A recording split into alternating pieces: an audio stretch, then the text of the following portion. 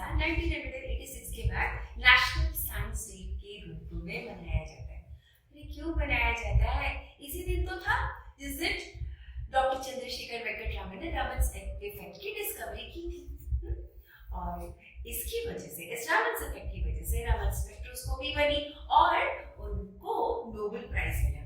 वो इंडिया के पहले फिजिक्स थे जिनको नोबेल प्राइज मिला।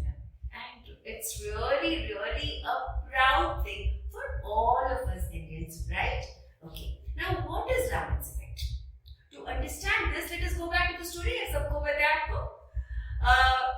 डॉक्टर चंद्रशेखर वेंकट रमन एक्चुअली एक इंडियन फाइनेंशियल सर्विसेज के ऑफिसर थे कैलकाटा में और अकाउंट जनरल के रूप में वो काम कर रहे थे, डिप्टी अकाउंट जनरल, राइट? अब इसके बाद इनको साइंस में काफी इंटरेस्ट था और उन्होंने छोटी सी अपनी ही सैलरी से एक अपनी लेबोरेटरी फिजिक्स की सेटअप कर ली, जिसमें वो साउंड के बारे में एक्सपेरिमेंट, लाइट के बारे में एक्सपेरिमेंट्स करते थे, साउंड के बारे में ज्यादा करते थे। एक साल वो इंग्लैंड जा रहे थे, शिप में थे और शिप में जाते जाते उन्होंने देखा कि समुद्र नीला है। हम ये सब देखते हैं, उनके मन में जिज्ञासा ये आई कि भाई जो समुद्र का पानी है ना, नीला क्यों है?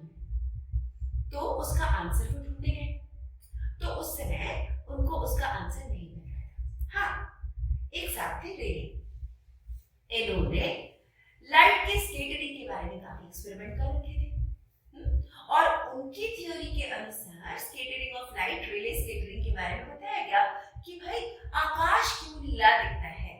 लाइट डस्ट के पार्टिकल्स के ऊपर में पड़ती है, लाइट बिखरती है और डस्ट के पार्टिकल्स की साइज ब्लू कलर के वेवलेंथ के आसपास होती है, इसलिए सारे ब्लू लाइट्स बिखर जाते हैं और आसमान नीला दिखता है। कुछ इसी तरह आपका समुद्र का पानी भी नीला दिखता होगा। ये रेले का एक्सप्लेनेशन था, जिससे रमन साहब बिल्कुल सेटिस्फाइड नहीं थे। उन्होंने बोला नहीं, ये रीजन तो नहीं है। तो इन्होंने सोचा कि क्यों ना मैं इसके बारे में कुछ खोज कर लूं। तो जब इंग्लैंड से शिप में वापस आए थे, काफी दिन लग रहे थे, महीने भर लग गए, राइट? तो महीने भर लगते लगते ये हुआ कि भाई वो एक्सपेरिमेंट जो अवेलेबल था उनके पास, उसी से एक्सपेरिमेंट बनाने लगे, इंस्ट्रूमेंट्स बनाने लगे और उसी इंस्ट्रूमेंट से उन्होंने स्टडी करने लगे। उन्होंने पाया कि रेले की स्कैटरिंग के अलावा कुछ और स्कैटरिंग भी होती है, राइट? तो अब इसके लिए हम थोड़ी सी रेले की स्कैटरिंग और उसके बाद हम समझेंगे रमन इफेक्ट। सो रेले स्कैटरिंग क्या होता है? जैसे हमारे पास में कुछ एनर्जी पार्टिकल्स है, मान लो कि हमने कांच का गेंद दिया, किसी को थप्पड़ मारा, तो वो बिखरेगा। वैसे ही लाइट जो कहता है फोटॉन से बना हुआ माना जाता है। लाइट की एक प्रॉपर्टी होती है कि जैसे ही वो मैटर के साथ इंटरैक्ट करता है तो वो फोटॉन्स बन के निकलता है, यानी उसके पास काइनेटिक एनर्जी होती है। तो रेले साहब ने क्या कहा, ये समझ लो सिंपल सी भाषा में। उन्होंने ये कहा कि कोई भी मॉलिक्यूल होता है, तो कोई भी मॉलिक्यूल के ऊपर लाइट पड़ता है, यानी फोटॉन्स आके गिरते हैं, तो फोटॉन्स के पास अपनी एनर्जी होती है, काइनेटिक एनर्जी होती है ना? अब इस काइनेटिक एनर्जी जब के साथ वो पार्टिकल यानी कंपाउंड के मॉलिक्यूल्स के ऊपर पड़ता है तो लाइट बिखरेगा और बिखरा हुआ लाइट का भी एनर्जी उतना ही होगा जितना इंसिडेंट लाइट का था। ठीक है, तो ये था रेलेस प्रिंसिपल, है ना? इसके बारे में हम सभी जानते हैं। अब आते हैं हम रमन्स इफेक्ट के बारे में। रमन्स का इफेक्ट ये होता है कि देखो, हर एक मॉलिक्यूल का चुपचाप बैठे थोड़ी रहता है, सॉलिड्स हो, लिक्विड्स हो, गैसेस हो, उसके अंदर जितने भी पार्टिकल्स होते हैं ना, जितने भी मॉलिक्यूल्स होते हैं ना, वो चुपचाप नहीं बैठे रहते, बल्कि क्या करते हैं, स्ट्रेट लाइन में चलेंगे, हो सकता है कि गोल गोल घूमेंगे या फिर वाइब्रेट होंगे, है ना? तीनों चीज हो सकती है, यानी हमारे पास डिग्री ऑफ फ्रीडम 3 हो गई। स्ट्रेट लाइन चल सकता है, गोल घूम सकता है, वाइब्रेट हो सकता है। ठीक है, अब इसके पास उस पर्टिकुलर मॉलिक्यूल के पास खुद से पहले से एनर्जी थी। अब ये लाइट आई, कौन सी? इंसिडेंट वाली। अपन मान के चलते हैं वो मोनोक्रोमैटिक लाइट है, वायलेट कलर की लाइट है। हमने फिल्टर कर लिया वायलेट कलर की रे को, लाइट को कंपाउंड के अंदर में डाला। तो आप रेलेस प्रिंसिपल के अनुसार तो सारा जो स्कैटर्ड लाइट है किस रंग का पाओगे? वायलेट कलर का, है ना, ओरिजिनल जितनी थी, इंसिडेंट वाली जितनी थी, उतनी स्केटर्ड लाइट में मिलेगी। लेकिन अगर हम फिल्टर लगा दें फिर से, वायलेट कलर को फिल्टर कर दें, फिर भी देखते हैं कि कुछ थोड़े थोड़े से ना दूसरे रंग के लाइट्स मिलने लगे। ये कहां से आया भाई, ये कहां से आया? तो इसकी जो फ्रीक्वेंसी है ना, जो बचे हुए, जो फिल्टर करने के बाद, वायलेट कलर को फिल्टर करने के बाद जो लाइट आई, उसकी फ्रीक्वेंसी क्या हुई थी?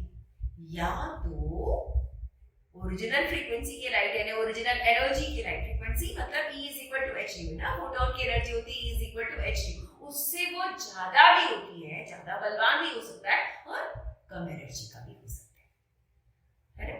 तो ये दोनों ही मिल रहे थे और ये था हमारा रामन्स इफेक्ट। और ये कब होता है? अगर मान लो कि मेरे पास 1 मिलियन मॉलिक्यूल्स हैं, 10 to the power of 6, उतने सारे मॉलिक्यूल्स में सारे तो दिखाएंगे कौन सा इफेक्ट, रेनिस इफेक्ट, लेकिन उनमें से एक होगा 1 in a million जो रामन्स इफेक्ट दिखाएगा। और ये है हमारा रामन्स इफेक्ट। और क्या हो रहा था?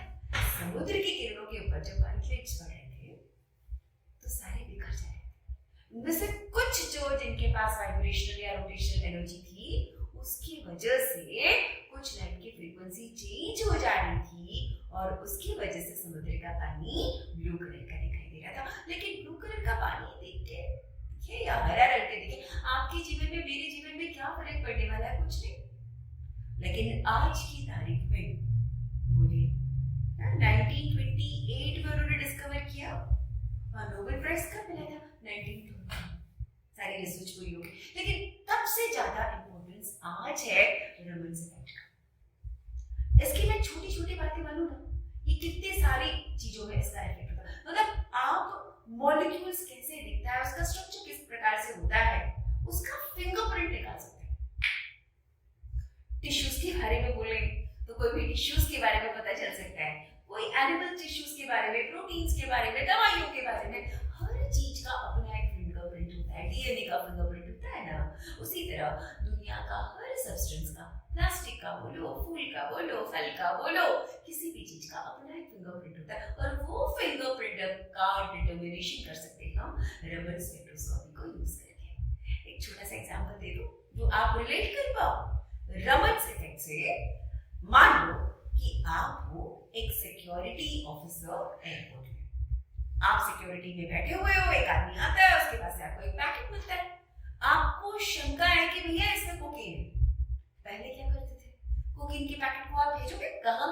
लेबोरेटरी में 2 हफ्ते लग जाएंगे रिपोर्ट आने के लिए। अब रामन्स स्पेक्ट्रोस्कोपी को यूज करके 20 सेकंड आप पता लगा सकते हो कि उसमें कोकीन है या नहीं, कितनी ये भी पता चल जाएगा। तो चाहिए क्या? अपनी फिंगरप्रिंट लेके रहता है वो मॉलिक्यूल। आपने पैकेट लिया, खोलना भी नहीं है उसको, पैकेट बंद है, स्पेक्ट्रोस्कोपी की मशीन में आप डालिए, उसमें लेजर की किरणें आएंगी। एक तरफ से 3 पार्ट्स होता है, एक में से लेजर आता है, एक में सामान रखने की और एक में तीसरा डिटेक्टर। आपने लेजर की किरणों को पैकेट में डाला और पैकेट में डालने के बाद ये खोला तो उसके अंदर से रामन्स इफेक्ट होगा। आपके पास कोकीन की एक्चुअल फिंगरप्रिंट है और डिटेक्टर ने क्या किया? इसकी रामन्स इफेक्ट से जो स्कैटर्ड रेज है ना, उसकी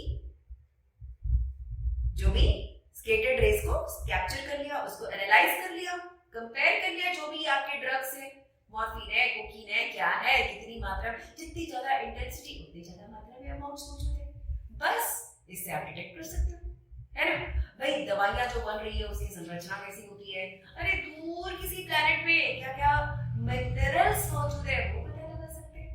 इनफैक्ट दुनिया में हर किसी के फिंगरप्रिंट्स बना सकते हैं अपन रामन्स इफेक्ट यूज करके, है ना बढ़िया बात। सो इसीलिए उसको तब नोबेल प्राइज मिला, आज भी हम इसको भरपूर यूज कर रहे हैं। Thank you CV Raman sir.